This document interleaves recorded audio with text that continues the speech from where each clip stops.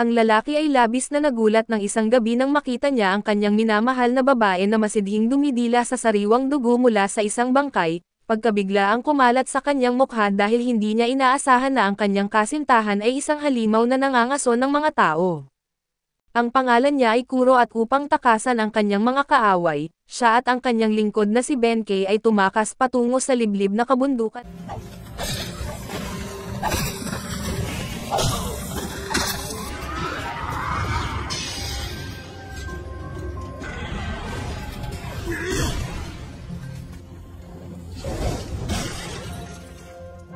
At sa di inaasahan, may natagpuan silang nakatira mag-isa doon. Sinundan nila ang isang liwanag at natagpuan ang isang kakaibang bakuran at dahil sa pagod mula sa ilang araw ng pagtakas, napagpasyahan nilang manatili doon sa gabi at pagpasok nila sa bahay ay malakas na tinawag ni Benkei ang may-ari. Sa kanilang sorpresa ay isang nakakabighaning magandang dalaga ang lumitaw mula sa dilim at pagkatapos ng sandaling pagkamangha, ipinaliwanag ni Benkei ang kanilang sitwasyon at habang si Kuro ay hindi maialis ang kanyang mga mata sa babae, alam niyang lubos siyang umibig sa unang tingin. Biglang nakaramdam si Kuro ng matinding pagkahilo at masakit na napaluhod at tinatakpan ang kanyang mukha, mabilis na lumapit ang babae at marahang inilagay ang kanyang kamay sa noo ni Kuro at tulad ng inaasahan ay mataas ang lagnat ni Kuro. Hindi niya alam at naangkin din ng kanyang marangal na anyo ang puso ng babae at pumayag siya sa kanilang kahilingan na manatili. Mayroon lamang siyang isang tuntunin at sa dulo ng koridor ay ang kanyang silid, at binalaan sila na huwag kailanman sumilip sa loob anuman ang mangyari. Nalaman din ni Kuro ang pangalan ng babae na si Kuromitsu. Kinabukasan ay lumala ang lagnat ni Kuro at nahulog siya sa koma at si Benkei ay hindi alintana ang banta ng kanilang mga tagasunod, at dahil sa wala ng ibang pagpipilian kundi ang bababa ng bundok para bumili ng gamot.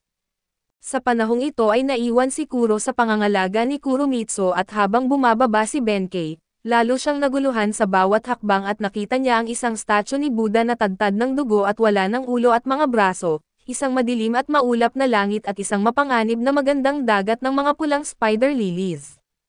Napatigil siya at natanto niyang napasok sila sa isang mapanganib na lugar at ilang araw na nawala si Benkei, samantala ay masigasig na inalagaan ni Kuromitsu si Kuro at ang patuloy na samahan ng dalawa na isang lalaki at isang babae, ay hindi maiwasang humantong sa pag-usbong ng damdamin sa pagitan nila na dati nang may hilig sa pagmamahalan.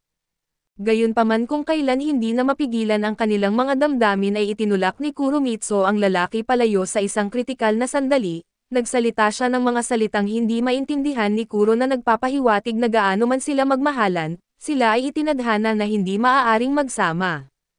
Isang gabi ay biglang nagising si Kuro mula sa kanyang pagkakatulog at sanay na mabuhay sa bingit ng kamatayan, naramdaman niya ang isang hindi pamilyar na presensya dahil sa pag-aalala sa kaligtasan ni Kuromitsu, hindi niya pinansin ang naunang babala at natagpuan ang kanyang sarili sa labas ng kanyang silid.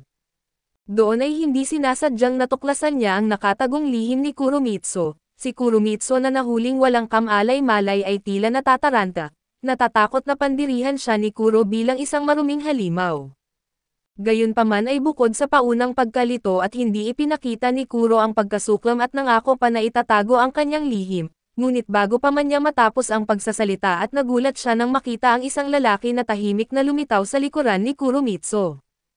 Ang biglaang pagbabagong ito ay ikinagulat ni Kuro, kaso ang kanyang pagkagambala ay nagbigay daan sa isa pang mamamatay tao na samantalahin ang pagkakataon at saktan siya, agad-agad ay bumuhos ang mga naglalagablab na palaso at sa ilang sandali ay natupok ng apoy ang bahay. Sa una ay inakala ni Kuro na siya ang may dala nito kay Kuromitsu subalit napagtanto niya na ang mga mananalakay ay talagang target siya, sa isang kritikal na sandali at sa kabila ng kanyang mga pinsala. Humakbang si Kuro at matagumpay na nailigtas si Kuromitsu. Gayunpaman dahil sila'y kakaunti at malubhang nasugatan at tuluyan nang ibabaw si Kuro, bumulwak ang dugo mula sa ilalim niya habang nakahiga siya sa lupa, titig na titig sa kanyang mga kaaway at alam na tapos na ang lahat. Biglang isang eksena na sumalungat sa lahat ng loika ang naganap at si Kuromitsu, na may isang putol na braso ay lumitaw sa likuran ng lalaki na ang sarili niyang putol na braso nasa kanyang bibig. Ang kanyang mabangis na titig at ang aura na kanyang inilalabas ay hindi na tao. Sa hindi kalayuan ay ilang misteryosong tao ang tahimik na nanood sa lahat ng nangyayari sa apoy, ang kanilang layunin ay dakpin si Kuromitsu na isang babae ng may nakakabighaning ganda na may taglay na alamat ng walang hanggang kabataan. Sa ibang lugar ay tumakas sina Kuromitsu at Kuro ng malalim sa mga bundok. Ang kanyang putol na braso ay himalang gumaling at nakahinga ng maluwag at alam ni Kuro na malapit na ang kanyang katapusan at hinimok si Kuromitsu na iwanan siya at tumakas. Ngunit ang mga simpleng salitang ito ay nagpabilis ng tibok ng puso ni Kuromitsu, na tahimik sa maraming taon. Sa unang pagkakataon sa isang milenyo ay naramdaman niya ang pag-aalaga ng iba at determinado. Nagpasya siyang dalhin si Kuro upang masaksihan ang katapusan ng panahon at upang iligtas si Kuro. Nagpasya si Kuromitsu na bigyan siya ng immortalidad. Nilantad niya ang kanyang maputlang leeg habang tumusok ang mga ngipin ni Kuro sa kanyang mga ugat, na nag-uugnay sa kanilang mga buhay at pagkatapos ay nalugmok sila sa isang alimpuyo ng pag-ibig.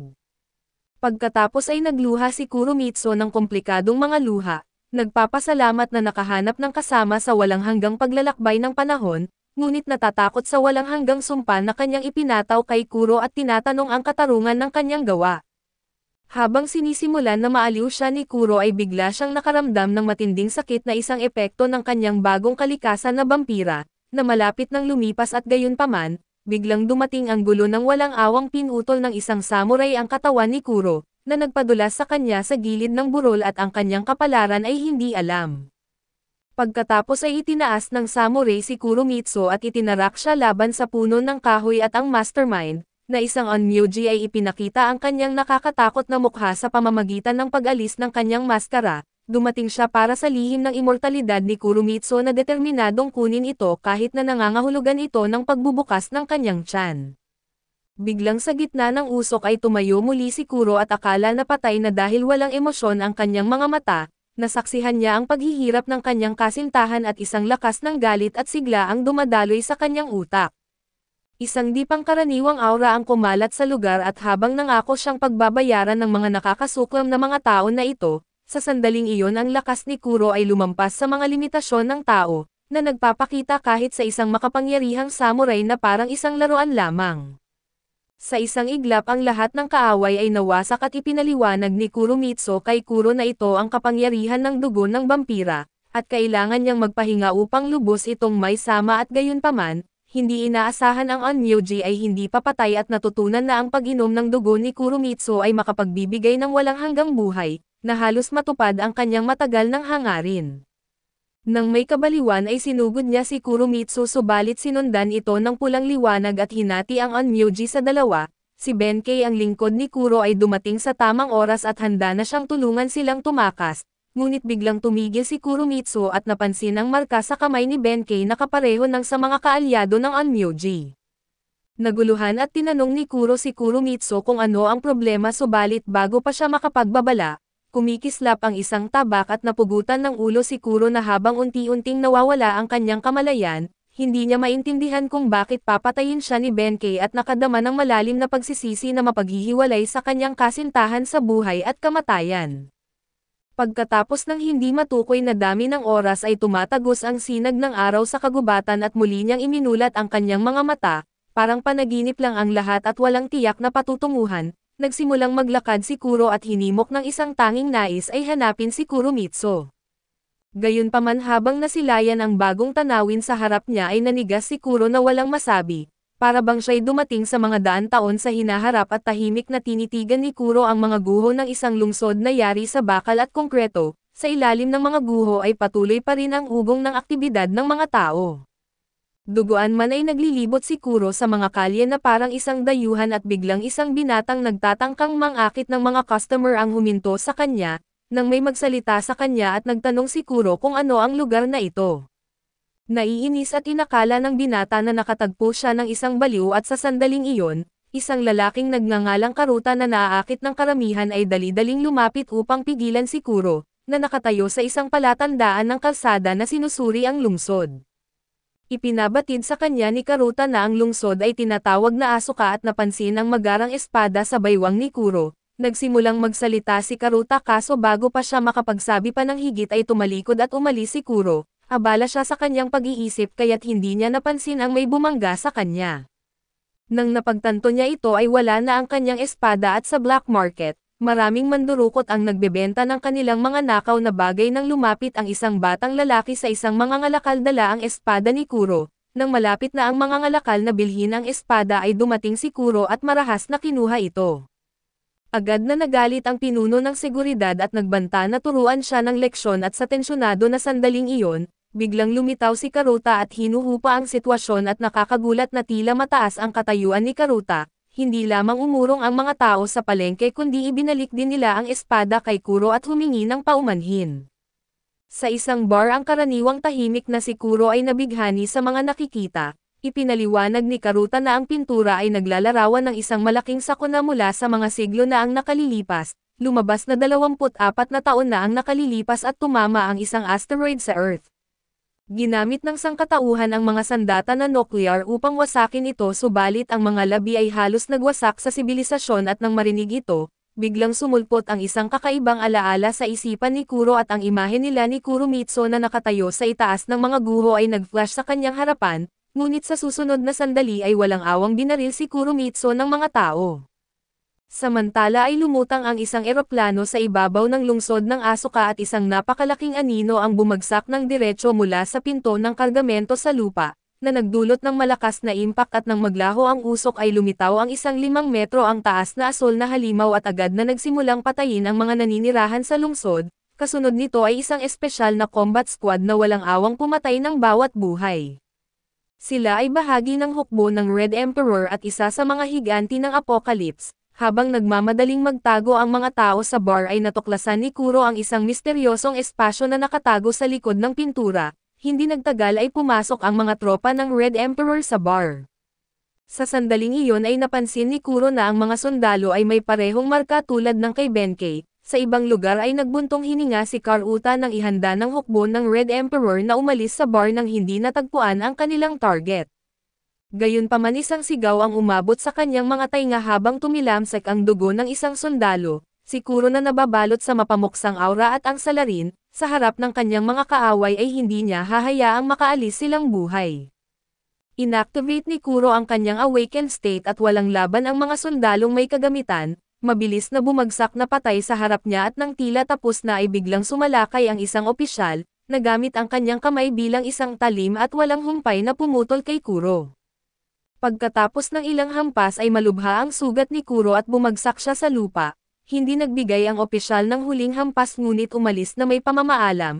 Ang susunod na sandali ay nagpabigla kay Karuta at itinaas ni Kuro ang isang bangkay at ipinakita ang kanyang uhaw sa dugo ng mga pangil at kinagat ito, sinipsip ang matamis na dugo na parang gutom na lobo.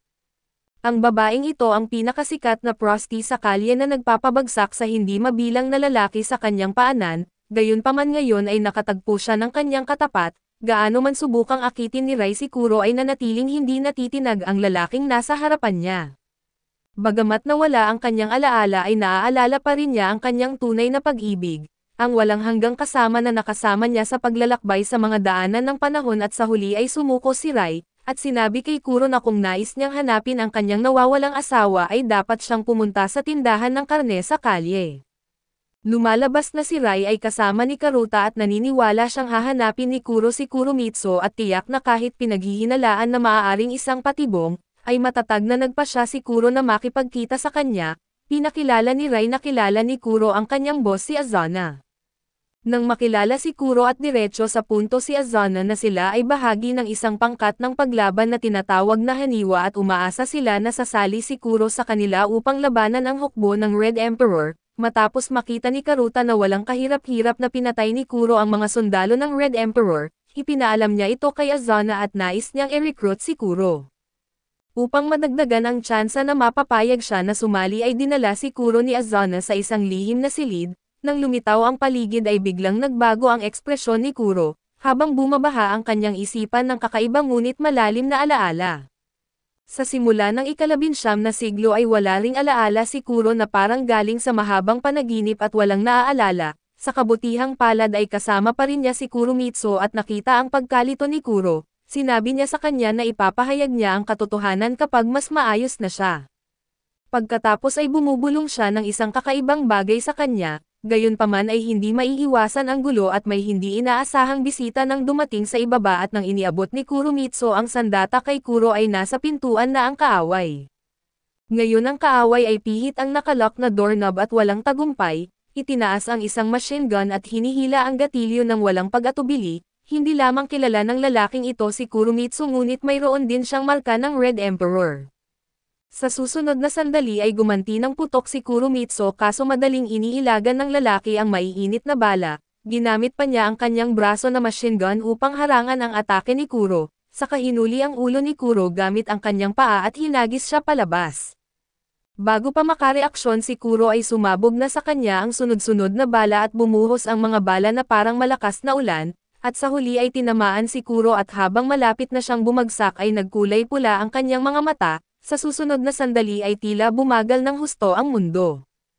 Kayang pitasin ni Kuro ang mga bala mula sa hangin gamit ang kanyang mga kamay, pagkatapos ay kinuha niya ang kanyang espada at tinamaan ang lahat ng bala sa hangin at madaling naabot ang tabi ng kaaway. Ang pagkakaiba sa lakas ay nagpapakita sa malaking lalaki na walang pinagkaiba sa isang payaso. Ang mga eksena ni Kuro at Kurumitsu na tumatakas ng magkasama ay tila pamilyar sa kanya. Ang imahe ng pagtakbo sa dilim kasama ang kanyang kasintahan ay tila isang bagay na naranasan niya ng hindi mabilang na beses, gayunpaman ay 20 taon na ang nakalilipas nang matapos sirain ng isang meteor ang sibilisasyon ng tao, inakala nilang matatapos na ang pagtugis. Ngunit ito pala ang simula pa lamang ng bangungot at sa mga nakatagong bumabaril na nagbubukas ng apoy, tinamaan si Kurumitsu at nahulog mula sa isang gusaling may taas na 100 metro. Habang pinapanood ang kanyang minamahal na naghihirap ay nagalit si Kuro. Gayunpaman ay nagsimula na ang metaliko na bagyo na hinabi mula sa kamatayan at nahulog din siya sa mga guhon ng lungsod. Ang huling nakita ni Kuro ay ang kanyang kasintahan na dinadala palayo at bumalik sa lihim na silid ng paglaban, halos mabaliw si Kuro sa biglaang masakit na alaala.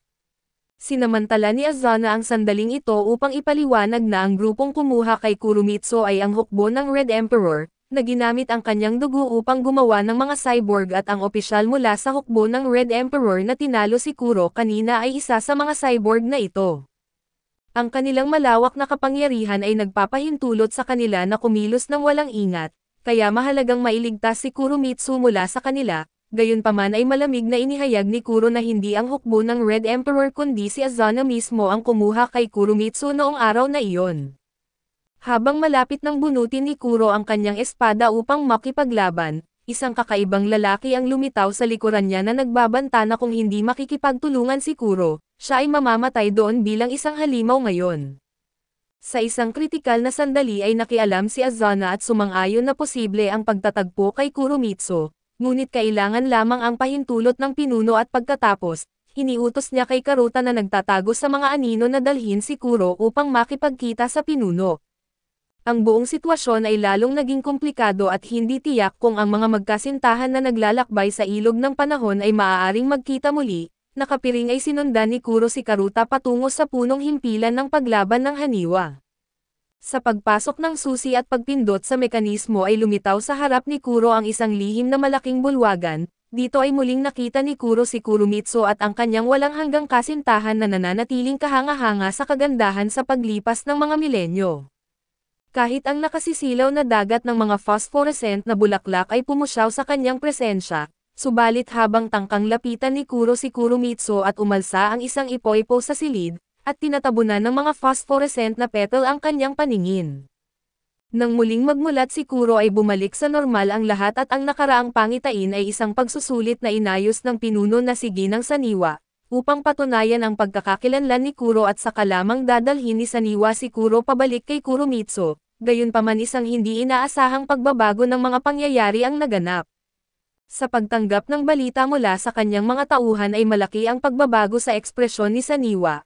Ang hukbo ng Red Emperor ay nakapasok na sa kanilang kuta sa lungsod ng Asuka at walang magawa ang paglaban-laban sa pagsalakay ng mga cyborg at nakapagpalabas lamang ng masasakit na sigaw habang walang awang pinagpapatay sila. Biglang isang malaking anino ang bumababa mula sa langit na nagpapakita na natuklasan ng kaaway ang misteryosong kuta na ito, ngunit hindi nila inaasahan na kamatayan lamang ang naghihintay sa kanila rito at di lamang ang mahusay na mamamaril na si Koon ang naroon. kilala sa kanyang banal na kagalingan sa pagbaril kundi pati na rin ang lalaking tinatawag na Diyos ng digmaan ay handa na. Ang susunod na sandali ay puno ng paghaharap ng mga espada na naputol na mga kamay, lumilipad na laman at hiwalay na mga katawan. Bago pa makareaksyon ang hukbo ng Red Emperor ay niyakap na sila ng Diyosa ng kamatayan at sa madugong eksena, mabagsik si Kuro at sa kabila ng desperado na paglaban ng hukbo ng Red Emperor, ang tanging landas na natitira para sa kanila ay kamatayan. Kahit ang walang katulad na cyborg na asol ay malungkot na hinati sa dalawa ng espada ni Kuro at sa loob lamang ng isang sandali, winasak ni Kuro ang lahat ng umaataking puwersa ng Red Emperor, samantala sa base ng Asuka ay tumigil na ang putukan. Ang ilang natitirang miyembro ng paglaban ay nakatayo na tila nahaharap sa isang malaking kaaway, biglang hinihila ang isang kasamahan sa kadiliman at nawalan ng buhay pagkatapos ng isang kislap ng kuryente. Pagkatapos ay biglang lumabas ang isang masa ng mga cable na hindi inaasahang nagtali sa dalawang individual, ginamit ng isang opisyal ang mga cable upang hiwain ang damit ng isang babae, kumaway ang kanyang kamay at agad na binubutas ng mga bala ang kanilang katawan. Ang mga ganitong pangyayari ay patuloy na nagaganap at walang magawa ang natitirang paglaban-laban sa mga halimaw na ito, sa sandaling ito ay nagpasya si Azana at lumapit siya sa isang aparato, pinindot ang isang switch at nag-operate ang makinarya. Binuksan ang maraming hakbang sa seguridad na nagbunyag ng alamat na dugo ni Kuromitsu, kilala sa kanyang immortal na kapangyarihan at mabilis na nagbago ang katawan ng lalaki, lumaki ng nakakatakot ang kanyang mga kalamnan habang siya'y nagiging isang nakakatakot na halimaw. Sa pagnanais ng kapangyarihan ay itinurok niya sa sarili ang immortal na dugo, ngunit paano makakayanan ng katawan ng tao ang banal na kapangyarihan ay biglaang lumaki ang kanyang ulo at pagkatapos ay mabilis na lumaki ang kanyang mga kalamnan, na nag-transform sa kanya sa isang grotesko na halimaw sa isang iglap. Subalit hindi doon natapos ang mutation at patuloy na lumaki ang kanyang laman hanggang sa isang sigaw, siya'y natunaw sa isang lawal ng dugo at nasaksihan ni Rai na nagtatago sa mga anino ang kakilakilabot na kapalaran ni Azana. Pagkatapos iulat ang insidente kay Kuro at sa iba pa ay muling nagtago si Rai na naghihintay ng rescue, maliwanag na nakaukit ang takot sa kamatayan sa kanyang magandang mukha, subalit hindi naging ayon sa inaasahan ang mga pangyayari at natuklasan na siya ng cyborg na si Arashiyama. Wala nang ibang pagpipilian si Rai kundi ang desperado na tumakas pero patungo siya sa isang dead end, hindi nagtagal at naabutan siya ng mga galamay ni Arashiyama at sa kritikal na sandali kasabay ng isang sigaw, isang sundalo ang napatay ni Kuro na dumating sa tamang oras. Samantala ay nagpaputok si Koon ng kanyang baril kaso walang epekto ang mga bala kay Arashiyama, pagkatapos ay binayo ni Arashiyama ang lupa gamit ang isang kamay, at lumipad ang nakasisilaw na mga kislap ng kuryente habang sumabog ang maraming bakal na galamay mula sa lupa na nagwasak sa buong sahig. Nang magsimula si Arashiyama ng isa pang atake ay napilitan si Kuro na pansamantalang umurong, ngunit kasi simula pa lamang ng labanan ay hindi malinaw kung ano ang komposisyon ng katawan ni Arashiyama, ngunit nadama ni Kuro na para bang tumama ang kanyang espada sa bakal. Sa susunod na sandali ay mabilis na kumilos si Kuro kaso mas mabilis si Arashiyama at agad na narating ang kanyang tabi, gamit ang kanyang kamay na naging talim ay inatake niya si Kuro na nagpatihulog dito sa lupa, bago pa man makahinga si Kuro ay sunod-sunod ang mga atake ni Arashiyama, at ang puwersa ay parang demonyong bumaba sa lupa. Ang labis na lakas at kakatwang kakayahan ay nagtulak kay Kuro at Koon na magpanik at tumakas. Nakakita ng pagkakataon ay pinaputukan ni Koon ang isang lalagyan sa likod ni Arashiyama, kasabay ng glow ng phosphorescence ang isang malakas na pagsabog ang lumamon sa lahat na may asol na mga apoy na parang banal na apoy mula sa langit. Subalit hindi pa natatapos ang labanan at nagbago ang ekspresyon ni Kuro nang sa wakas ay makita niya ang tunay na anyo ni Arashiyama, isang demonyong cyborg na pinagsanib sa makinarya at pagkatapos sa kakaibang ipinuwesto ni Arashiyama ang kanyang mga kamay sa lupa at kasabay ng malakas na sigaw, biglang sumabog ang di mabilang na bakal na galami mula sa lupa. Ang dami ng mga ito ay nagpako kay Kuro sa dingding na nagpawalang kilos sa kanya at sa sandaling iyon, kumukulo ang dugo ni Kuro habang bumabaha sa kanyang utak ang pamilyar na kapangyarihan, muling bumababa ang banal na kapangyarihan sa lupa at sa isang iglap ay pinunit si Arashiyama. Ang kanyang huling mapanghamong bawi ay hindi man lang nakasakit kay Kuro at malinaw ang pagkakaiba sa pagitan ng peke at ng orihinal, pagkatapos ay lubusang nawasak ang base ng haniwa at halos lahat sa frontline ay nasawi, Seryoso ang mukha ng lahat habang naghahanda silang magtungo sa pagkikita kay Kuromitsu, kung saan naghihintay ang lahat ng kanilang mga katanungan. Sa ilalim ng pamumuno ni Saniwa ay nagtungo si Kuro at ang kanyang grupo sa hideout ni Kuromitsu at ito ang Kagura Village. Habang lalong lumalalim sa kagubatan ay nadama ni Kuro ang kakaibang pakiramdam at pamilyar ang lahat tungkol sa lugar na ito. Sa sandaling iyon ay bumabaha sa kanyang isipan ang mga hindi pamilyar na alaala at ang panahon ng Sengoku, ang kagubatan na nasusunog at si Kuro at Kuromitsu na magkatabi na napapalibutan ng mga kaaway. Iwinasiwas ni Kuro ang kanyang espada at ang malamig nitong talim ay tumataga sa mga kaaway at nagpapadanak ng mainit na dugo, umaani ng mga buhay na parang kamatayan mismo. Biglang bumababa mula sa langit ang isang demonyong pandigma at sa isang hampas at nahati si Kuro sa dalawa at nagkalat ang dugo sa lahat ng dako, bumalik sa realidad at kinailangan ni Kuro na itabi ang mga naisip na iyon para magpatuloy sa kanilang paglalakbay. Matapos malalampasan ang maraming kahirapan ay dumating ang grupo sa Kagura Village ngunit natagpuan itong walang tao. Nadama nilang may mali at nakumpirma ang kanilang takot nang makita nila ang mga katawan ng mga taga-nayon na siksikan sa isang ilalim na daanan. Wala si Kuromitsu at ang tanging nakaligtas ay isang pintor kaso siya'y naguguluhan, walang tigil na bumubulong tungkol sa mga baging. Nadiskubre noon na lahat ng taga-nayon ay sinasakal ng mga baging at matatag na idineklara ni Saniwa na ang hukbo ng Red Emperor ang may sala. Dahil mayroon silang cyborg na kayang kontrolin ang mga baging at walang duda na konektado ang pagkawala ni Kuromitsu sa kanila. Dahil sa apurahan ng sitwasyon ay nagsimula ang grupo ng magkakahiwalay na paghahanap kaso nalaman nilang lahat ng mga mandirigmang nagbabantay kay Kuromitsu ay pinuksa. Nagbalik si Kuro sa kuweba ng mag-isa matapos ang hindi matagumpay na paghahanap. Napansin niya ang isang mural na iguhit ng isang nakaligtas at nilapitan ito ng may ilaw para masusing tingnan. Malinaw nitong ipinakita si Kuromitsu na nabahiran ng dugo at sa sandaling iyon ay kasabay ng pagsabog ng matinding sakit, nagsimulang maalala ni Kuro ang mga piraso ng katotohanan at ito ang pamilyar na Kagura Forest, ngunit ang katotohanan ay may mag-asawa na umatake. Isang pangkat ng mga mandirigma ang walang laban-laban sa kanilang mga espada na parang mga tupa na papatayin at mabilis na pinuksa. Sa hindi malamang dahilan at nakaramdam si Kuro ng labis na kabigatan at hindi mapigilan na umikot ang kanyang dugo. Gayunpaman ngumiti si Kuromitsu at pinapanatag siya na dahil lamang hindi pa naaabot ng kanyang katawan ang perpeksyon at nahuhuli ang kanyang mga kakayahang magpagaling, nabigla sa katotohanan at hinawakan ni Kuro ang kwelyo ng pintor at tinadtad siya ng mga tanong, hindi alintana ang abnormal na pag-uugali ng pintor. Biglang sumabog ang walang katapusang mga baging mula sa lalaki at mabilis na sinakop ang buong kuweba na bagaman malakas, wala nang pagpipilian si Kuro kundi ang tumakas at samantala ay nahuli si Saniwa ng sumulpot na mga baging ngunit dumating si Kuro sa tamang oras upang putulin ang mga ito at iligtas siya. Sa huli ay nakatakas ang lahat patungo sa ibabaw at gayunpaman, wala silang pagkakataon na huminga dahil naghihintay ang mga demonyong general ng Red Emperor. Ang kaakit-akit na mukha ni Keijusu at ang kakatwang tindig ni Kuromitsu ay matagal nang nag-aabang.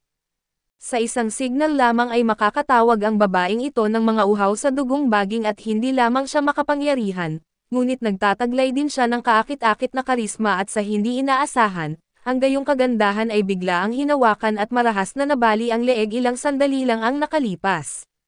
Hinarap ni Saniwa si Keijusu sa kagubatan at napapalibutan ng umiikot na mga agos ng hangin at sumasayaw na mga cherry blossoms. Nagpakita si Saniwa na parang diyosa ng kagubatan at ang tunay na mangkukulam ng Kagura Forest, hindi matatalo sa loob ng mga hangganan nito. Gayunpaman kulang sa karanasan sa pakikipaglaban ay hindi sinasadyang hinayaan ni Saniwa na lumapit ang mga baging ni Keijusu sa kanya. Sa isang iglap ay sumabog ang mga baging at tumusok kay Saniwa at ipinako siya sa isang malaking puno. Sa kabila ng kanyang pagkatalo ay hindi sumuko si Saniwa na humantong lamang sa walang awang pagpapahirap mula sa kanyang kaaway. Samantala ay sinamantala ni Kuromitsu ang damdamin ni Kuro para kay Kuromitsu upang hipnotisahin siya. Sa kabutihang palad ay dumating si Koon sa tamang oras upang iligtas siya at pagkagising. Agad na tinulungan ni Kuro si Saniwa ngunit naganap na ang trahedya. Pagdating niya ay natagpuan niyang halos patay na si Saniwa at dahil dito, agad na umatake si Kuro at gayunpaman ay labis na pinalakas ni Keijusu ang kanyang mga kapangyarihan sa kagubatan, ginagawa siyang halos hindi mapigilan na kahit ang makapangyarihang si Kuro ay kailangang pansamantalang umurong. Ginamit ni Kage-so ang kanyang mga pandama upang hanapin si Kuro at hindi niya alam na malapit na siyang harapin ang karit ng kamatayan. Sa ibang lugar si Kurumaso na nakasuot ng balat ng pagong ay bumibigkas ng mga kakaibang salita at sa kabilang banda, sina Karuta at Rai ay tuliro at itinutok ang mga baril sa isa't isa. Bago pa sila makakalabit ng gatilyo ay inalis ni Kage-so ang kanilang pagkakataon at habang siya ay nakahandusay sa lupa na malubhang sugatan, dumudugo ng malubha mula sa kanyang tiyan at habang lumalapit si Kuro upang magbigay ng huling hampas, sumabog ang mga baging mula sa sugat na nagulat siya at mahigpit na nakagapos sa kanya. Si Kage-so na may mabalasik na tingin ay naglalayong wasakin si Kuro, gayunpaman sa sandaling iyon ay kasama ang isang nakakatakot na presensya at biglang nagbago ang langit. Ang makapangyarihang si Kage-so ay biglang hinawakan at dinurog hanggang mamatay na parang langgam. Nagulat si Kuro dahil ang umatake ay si Kurumitsu na matagal niyang hinanap ng may desperasyon. Malamig na sinabi ni Kurumitsu na hihintayin niya siya sa lungsod ng Red Emperor at pagkatapos ay naglaho siya sa hindi mabilang na itim na mga paro-paro. Matapos ilibing si Saniwa ay nagtungo ang grupo sa lungsod ng Red Emperor at kahit alam nilang maaaring nakamamatay ang paglalakbay, pinili nilang harapin ito ng buong tapang at hindi nila alam, tila inaasahan ng hukbo ng Red Emperor ang kanilang pagdating at naghanda ng isang patibong.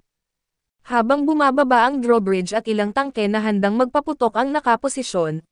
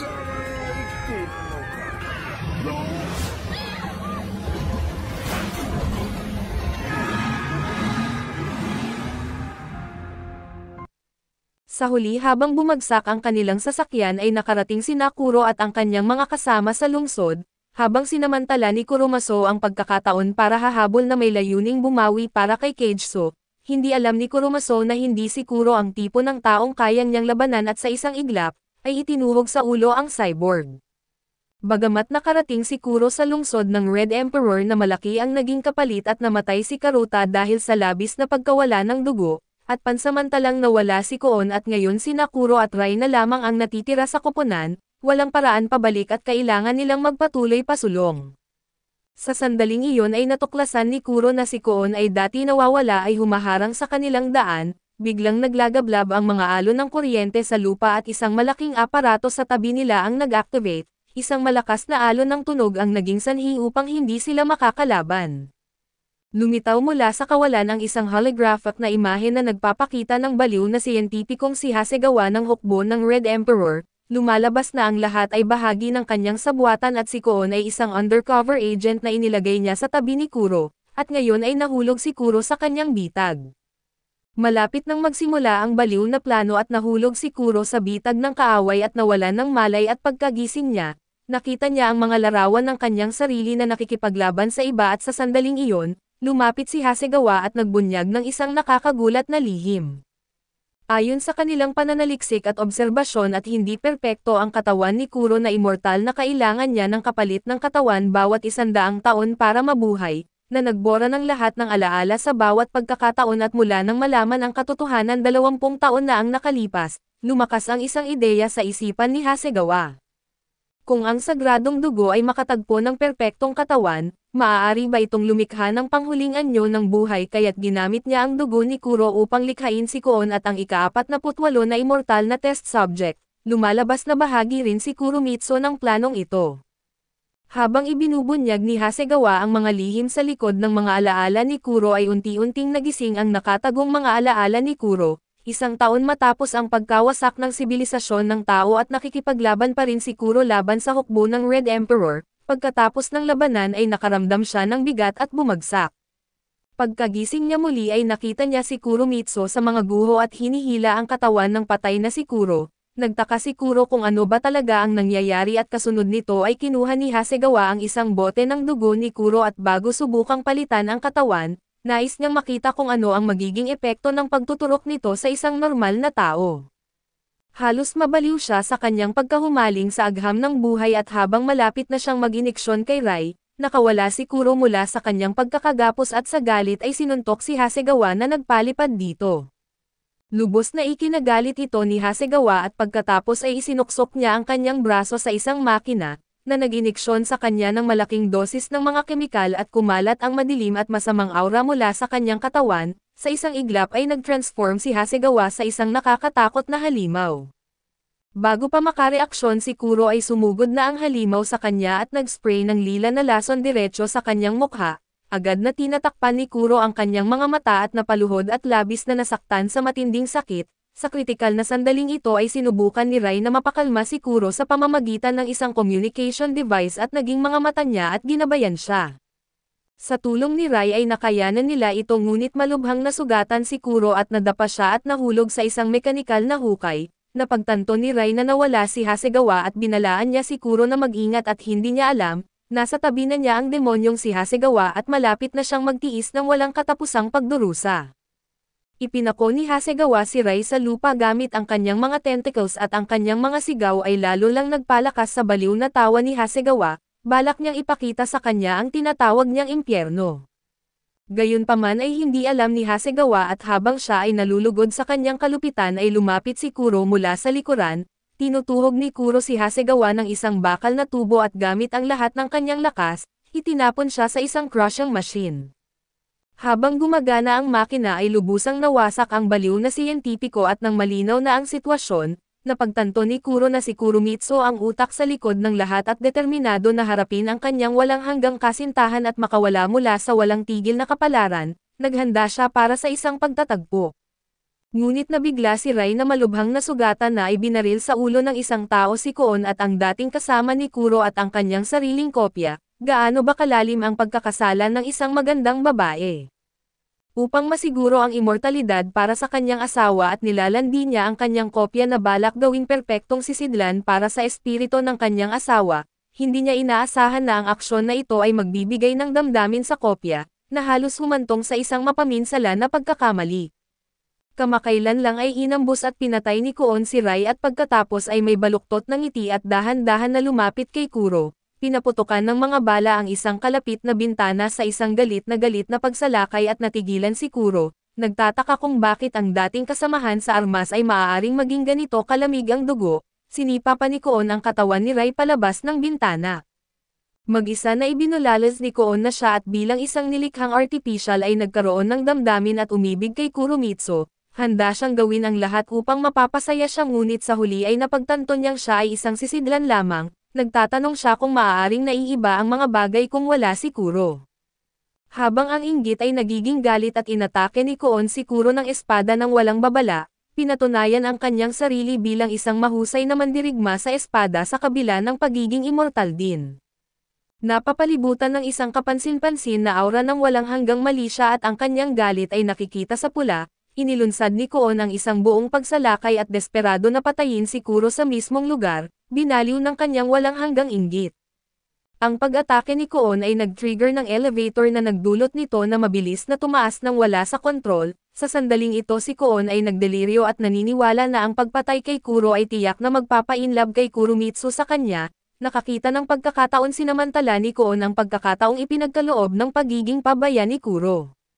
Tumingin siya pababa sa kanyang karibal sa ilalim ng baril at tumawa ng may kabaliwan at gayunpaman sa susunod na sandali, ang runaway na elevator ay bumangga sa bubong at winasak ang lahat ng nasa paligid habang humuhupa ang alikabok, nakita si Kuro na mahigpit na nakahawak sa braso ni Koon.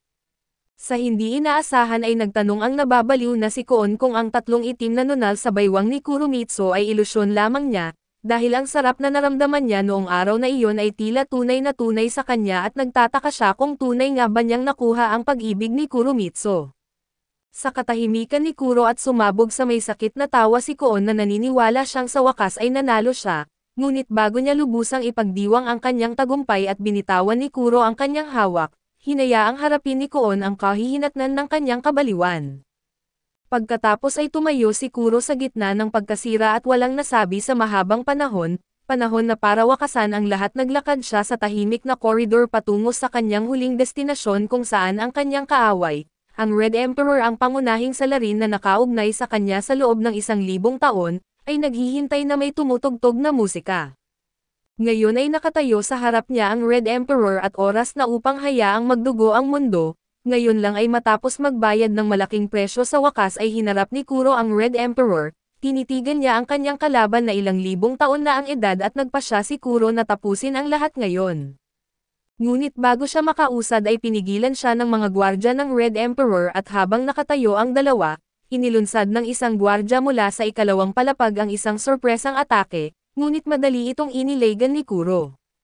Tumalon siya ng mataas sa ere at opisyal na nagsimula ang labanan at sa sandaling iyon ay naging mabangis na demonyo si Kuro, ginamit ang kanyang matagal ng hawak na espada upang anihin ang mga buhay ng mga elite na gwardya, na sa harapan niya ay tila walang mas higit pa sa mga langgam.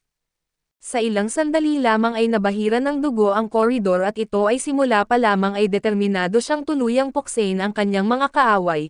Hindi nagtagal ay nabahiran ng dugo ang malaking bulwagan at ngayon tanging siya at ang Red Emperor na lamang ang natitira. Ang kanilang alitang tumagal ng 1,000 taon ay matatapos na ngayon. Kapwa sila naghanda para sa huling paghaharap at si Kuro ang unang umatake at ang kanyang malamig na talim ay humawi sa hangin na parang kometa, masyadong mabilis para makita ng mata, kaso ang kalaban ay ang makapangyarihang Red Emperor, na sa pagkakataong ito winasak ang lalamunan ni Kuro sa isang hampas ng kanyang baston. Nahulog si Kuro sa sakit ngunit bago pa siya makahinga ay dumating ang kasunod na atake ng Red Emperor, nagwisik ng dugo at nagpabagal sa mundo sa paligid niya at naging mabangis na pula ang mga mata ni Kuro habang biglang nagbago ang kulay ng langit at lupa. Ito ang paggising ng kapangyarihan ni Kuro. Isang suntok ng espada na tumawid sa milenyo ang tumama sa Red Emperor sa pagitan ng mga kilay. Nabasag ang nakakatakot na maskara na may tunog at naglaho ang Red Emperor na parang multo. Biglang niyanig ng malakas ang malaking bulwagan at bumulwak ang malawak na dami ng dugo. Sumabog at namatay ang natitirang hukbo ng Red Emperor at kasabay ng mga bulong ng demonyo. Unti-unting bumuo ang dugo ng isang ilog at hindi nagtagal ay mabilis na gumuho ang lungsod ng Red Emperor at unti-unting nalubog ito sa ilog ng dugo. Ang malawak na lungsod na bakal ay agad na naging crimson. Sa kabilang dako ay hindi nag-atubili si Kuro at matatag na itinulak ang pinto ng kapahamakan. Hindi inaasahan sa likod ng pinto ay ang pamilyar na bakuran kung saan nagsimula ang lahat at sa pagbukas ng pinto, nakita ni Kuro ang isang bagay na lubos na naiiba mula sa 1,000 taon na ang nakalipas. Sa loob ng silid ang tinalong Red Emperor ay napaluhod sa harap ni Kuromitsu at ang tunay na pagkakakilanlan ng Red Emperor ay walang iba kundi ang traidor na si Benkei. Sa wakas ay tinanong ni Kuromitsu si Benkei kung bakit niya sila ipinagkanulo noon at lumabas na sa isang sulyap pa lamang. Umibig na si Benkei kay Kuromitsu. Ang selos niya sa pagsasama ni Kuromitsu at Kuro ay halos nagdulot sa kanya ng kabaliwan at sa huli, dala ng kanyang mga panloob na pagnanasa siya ay naging alipin ng kanyang pita at nang putulin niya ang ulo ni Kuro, tumilapon sa kanyang bibig ang isang patak ng dugo ng immortalidad na hindi pa nagiging isa kay Kuromitsu. Dahil dito ay naging immortal din siya, subalit walang pagmamahal ni Kuromitsu at hindi kumpleto ang kanyang immortal na katawan. Sa loob ng 1,000 taon ay tumanda siya habang tumatanda at pumapangit ang kanyang katawan. Sa sandaling ito ay pumasok si Kuro sa pinto. Nang makita si Benkei ay wala nang natitirang galit si Kuro, ngunit kailangan nang magwakas ang lahat at tumayo silang magkaharap sa koridor. Napapalibutan ng isang mabalasik na aura at sa loob ng 1,000 taon na naging tirano si Benkei, sumagi sa kanyang isipan ang larawan ng pagpatay kay Kuro at lumitaw ang isang tiwalang ngiti sa kanyang mga labi.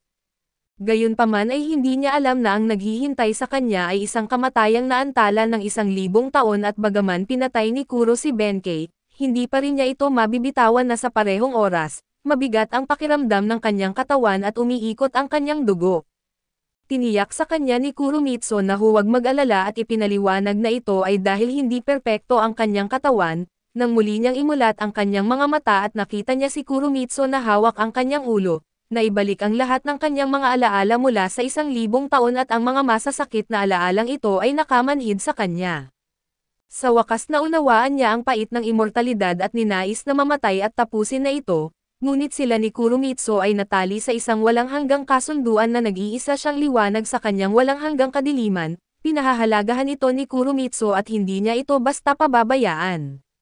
Si Kuro ngayon sa isang perpektong katawan ay muling nagsimula ng kanyang pagtugis at habang lumilipas ang panahon, paulit-ulit ang lahat sa isang walang katapusang siklo at gayunpaman, habang bumabalik ang mga alaala ay biglang dumidilat si Kuro. Natagpuan niya ang kanyang sarili pabalik sa orihinal na kagubatan at tinitigan niya ang kanyang lingkod sa tabi niya, iniisip na baka ito ay isang mahaba at nakakatakot na bangungot lamang, hindi niya alam sa paligid ng kagubatan ay matayog na nakatayo ang mga gusali, at ang lahat ay kontrolado ng hindi nakikitang kamay. Marahil ito na ang huling pagkakataon at habang dahan-dahan na bumabagsak ang pulang kurtina ng 1,000 taon, matalim na sinusuri ng anime na ito ang ilusyon ng walang hanggang tanong, ang ugnayan sa pagitan ni Kuro at Kurumitsu ay matagal nang lumampas sa mga tanikala ng mga kontrata ng buhay at kamatayan, na nagbubunyag ng mas malalim na metapore sa pamamagitan ng pagkaagnas ng panahon. Ang pagkahumaling ng tao sa kawalang hanggan ay simpleng panghuli na pagtatanong sa kahulugan ng pag-iral, nang iwaksi ni Kurumitsu ang kanyang demonyong balat at nabasa ng dugo ang baluti ni Kuro sa ilalim ng pulang liwanag ng buwan, naunawaan nila na ang tinatawag na immortalidad ay hindi isang banal na nektar na kaloob ng mga Diyos, kundi isang malupit na pagpipino ng sangkatauhan sa hurno ng panahon. Biglang naunawaan natin ang maawi na puso ng malupit na kwentong ito at marahil ang kahulugan ng buhay ay hindi upang takasan ang mga tanikala ng panahon, kundi pumili na maniwala sa pag-ibig at sa init ng sakit sa bawat itinadhana na pagtatagpo.